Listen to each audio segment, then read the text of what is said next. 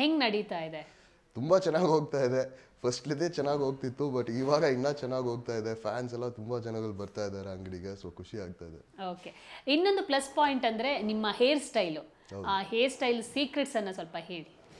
So ಇದು ಒಂದು African hair style. ನನ್ನ ಅಪ್ಪ ಬಂದು ಆಫ್ರಿಕನ್, ಅಮ್ಮ ಇಂಡಿಯನು.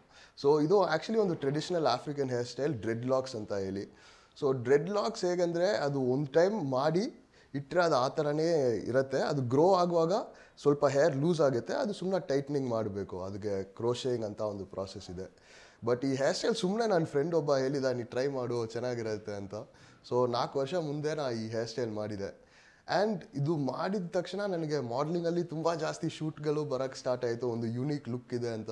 ಆ್ಯಂಡ್ ಬೇರೆ ರಿಯಾಲಿಟಿ ಶೋ ಹೋದಾಗ ನನಗೆ ಈ ಲುಕ್ ಜನಗಳಿಗೆ ತುಂಬ ಇಷ್ಟ ಆಯಿತು. ಆ್ಯಂಡ್ ನನಗೆ ಒಂದು ಐಡೆಂಟಿಫೈಯಿಂಗ್ ಕ್ಯಾರೆಕ್ಟರ್ ಆಯಿತು ಕೂಡ. ಯಾಕಂದರೆ ಇವಾಗ ದೂರದಲ್ಲಿದ್ದು ನನ್ನ ಹೇರ್ ಸ್ಟೈಲ್ ಮಾತ್ರ ನೋಡಿದ್ರೆ ಅವ್ರು ಕಂಡುಹಿಡ್ತಾರೆ ನಾ ಹೇಗೆ ಅಂತ.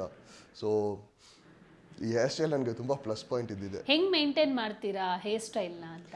ಇದಕ್ಕೆ ಜಾಸ್ತಿ ಮೇಂಟೆನೆನ್ಸೇ ಇಲ್ಲ ಆ್ಯಕ್ಚುಲಿ. ಬರೀ ಡೈಲಿ ವಾಟರ್ ಜೊತೆ ವಾಶ್ ಮಾಡ್ತೀನಿ, ವಾರದಿಗೆ ಒಂದು ಟೈಮ್ ಶಾಂಪೂ ಯೂಸ್ ಮಾಡಿ ವಾಶ್ ಮಾಡ್ತೀನಿ ಅಷ್ಟೇ, ಬೇರೆ ಏನು ಮೇಂಟೆನೆನ್ಸ್ ಇಲ್ಲ.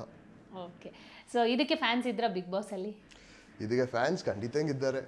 ಅಲ್ಲಿ ಯಾರಿದ್ರು ಬಿಗ್ ಬಾಸ್ ಒಳಗಡೆ? ಒಳಗಡೆನ ಎಲ್ಲರೂ ಕೇಳಿದ್ರು ಆ್ಯಕ್ಚುಲಿ, ಏನು ಹೇರ್ ಸ್ಟೈಲ್ ಇದು, ಹೇಗೆ ನೀ ಹೇಗೆ ಮೇಂಟೈನ್ ಮಾಡ್ತೀಯ, ಎಲ್ಲರೂ ಕೇಳಿದರು ಒಬ್ಬರು ಬಿಡದೆ.